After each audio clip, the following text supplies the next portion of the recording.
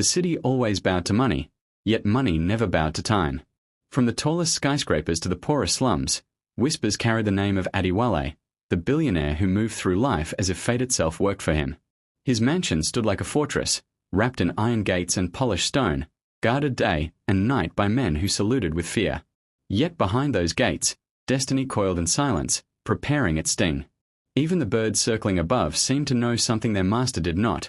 Power can dazzle, but pride leaves footprints that fate never fails to follow. Adewale woke each morning with routines sharpened by arrogance. His Range Rover gleamed like a mirror under the rising sun. His guards lined up like statues ready to obey his slightest nod.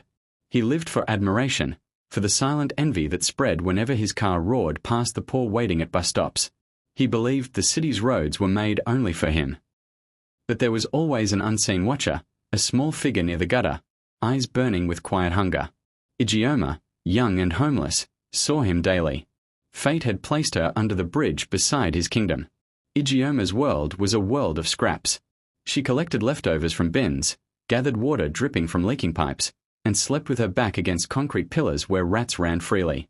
Yet even in that misery, she carried an invisible dignity. Her eyes spoke of survival, of wounds too deep for words. Whenever Adewale's car sped past, spraying mud over her torn dress, she never cursed. She simply wiped her face and waited for the day to end. She lived as if life itself had conspired to hide her worth until a moment would come when the curtain finally lifted. The contrast was almost comedic in its cruelty. On one side of the road, chandeliers glowed through tall glass windows, servants hurried about, and imported wines filled Adewale's dining table. On the other side, under the same evening sky, Ijeoma gnawed on a half-eaten bread crust she had found near a dump. The city carried both worlds, yet they never touched, at least not willingly. But destiny has a mischievous sense of humor. It plants invisible threads, weaving them in silence until the proud and the lowly are dragged into the same storm, where titles crumble and true hearts are revealed. Adewale believed poverty was a disease caught only by the lazy. He often told his friends during cigar evenings that the poor deserved their suffering. The laughter that followed those nights was loud enough to drown the cries of beggars outside his gate. He enjoyed driving past them, window down, perfume filling the air, tossing insults sharper than coins. He claimed it entertained him, as though human misery was a comedy staged for his amusement. His arrogance was not hidden, it was paraded with pride.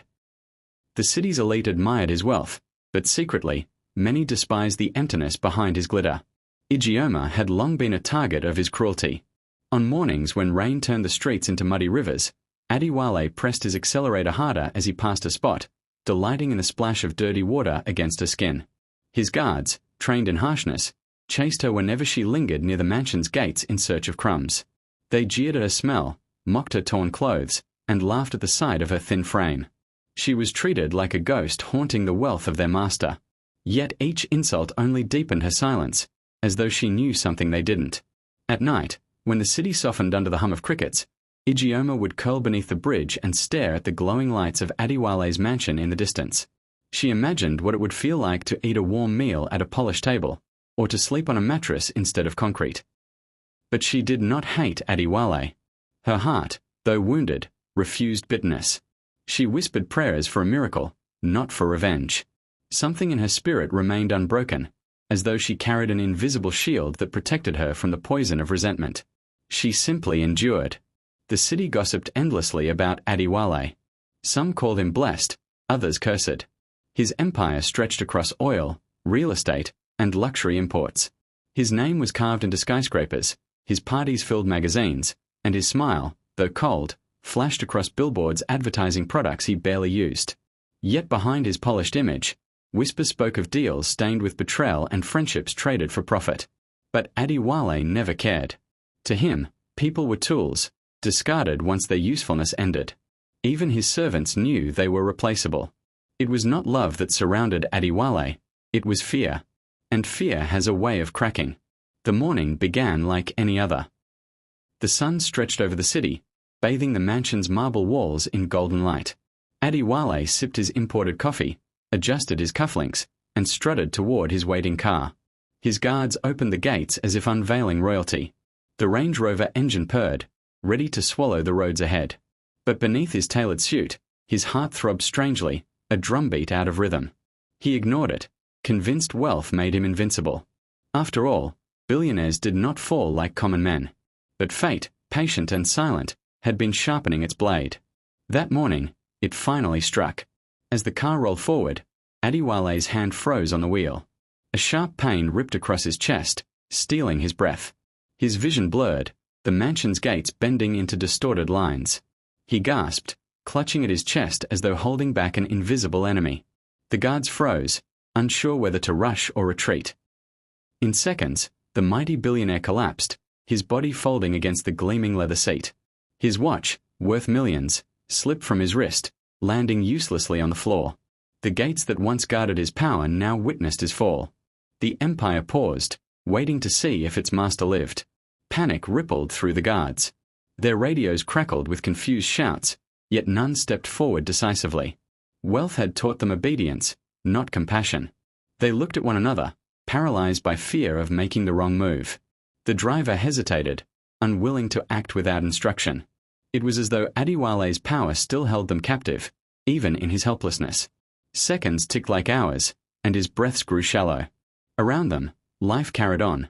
Vendors shouted, buses rumbled, birds flew. And then, from the corner of the street, appeared a figure no one expected to matter. Ijeoma, barefoot, thin, and watchful. She saw the commotion and her eyes locked on Adewale's crumpled form. For a moment, her feet faltered. Here was the man who had mocked her, splashed her, driven her from his gates. Yet compassion burned stronger than memory. Without hesitation, she rushed forward, weaving past the guards who stared in disbelief. Her small hands touched his trembling shoulders. His sweat stained her torn dress, his weight pressed against her thin arms, yet she did not step back. She shouted at a passing cab, waving frantically. The driver slowed, unsure of the scene, but something in her desperate eyes pulled him closer. Together, the cab driver and Ijeoma lifted the unconscious billionaire. His body, once powerful, now sagged like a child's, heavy and helpless. The Range Rover was abandoned, its polished shine useless against mortality. Ijeoma slid into the back seat, cradling his head as the cab sped toward the nearest hospital. Her heartbeat raced, fear mingling with determination. She whispered prayers, her voice trembling yet steady. The streets blurred, horns blared, but all she saw was his pale face against her torn sleeve. Fate had twisted the stage.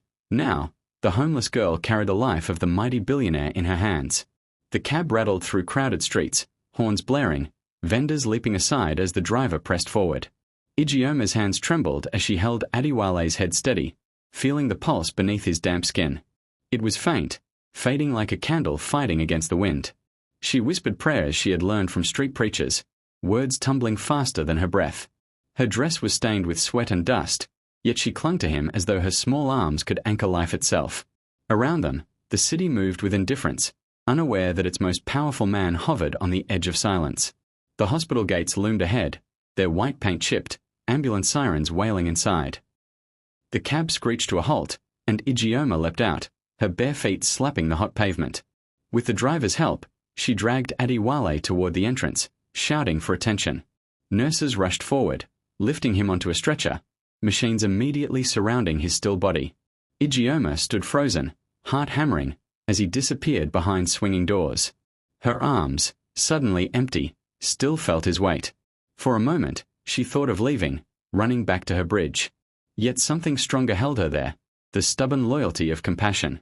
She sat on the hospital floor, her back against peeling walls, staring at the doors that had swallowed Adewale. Hours stretched, shadows shifted, and her hunger gnawed at her stomach. Nurses passed, whispering about her ragged clothes, some pitying, others mocking. But she ignored them all. She refused to move, determined to wait until she knew whether he lived.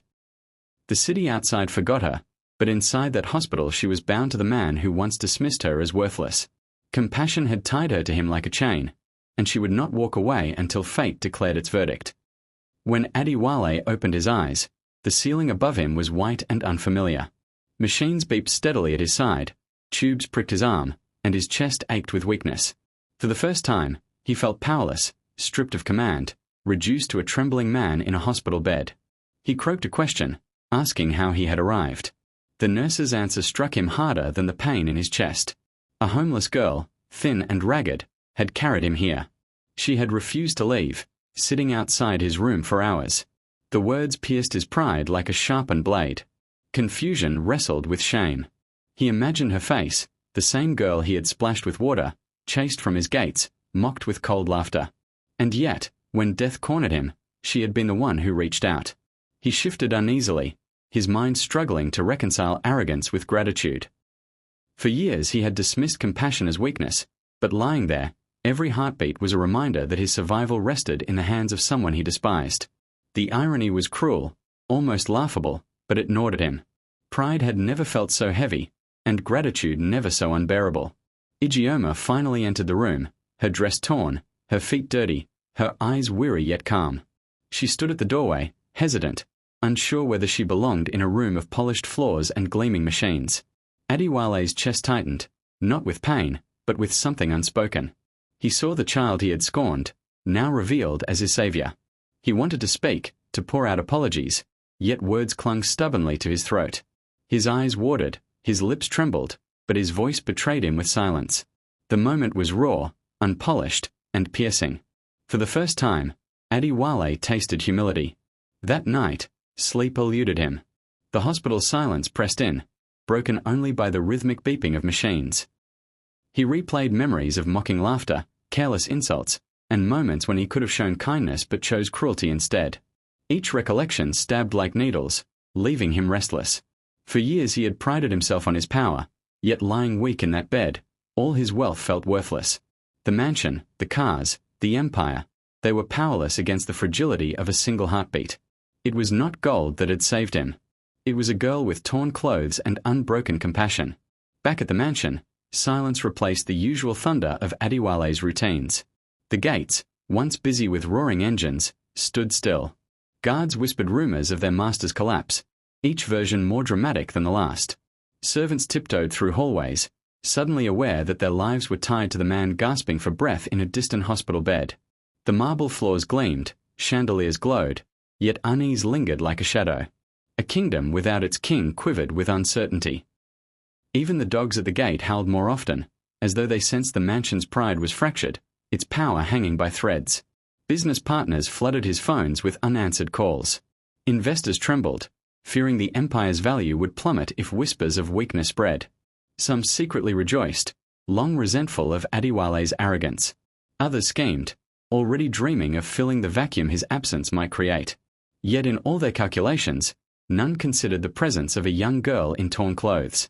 She had no seat at boardrooms, no title to her name, yet she carried the one thing Adewale lacked: compassion. It was a force invisible on stock charts, but strong enough to shift the fate of an empire built on pride.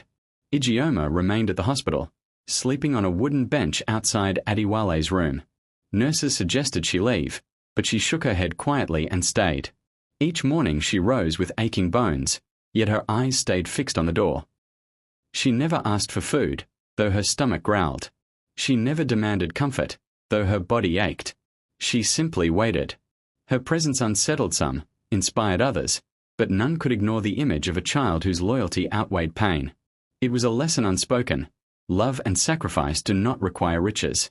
They require only a heart unwilling to abandon. Days later, Adewale was discharged.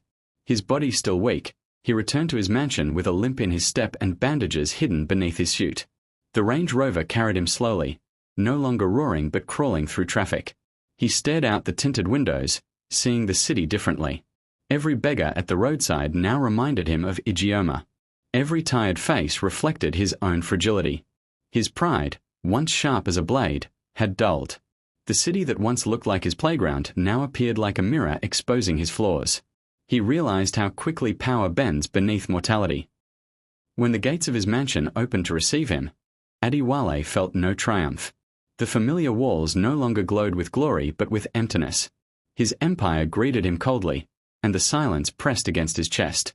For the first time, he noticed the distance between himself and his staff, the fear in their eyes, the absence of warmth.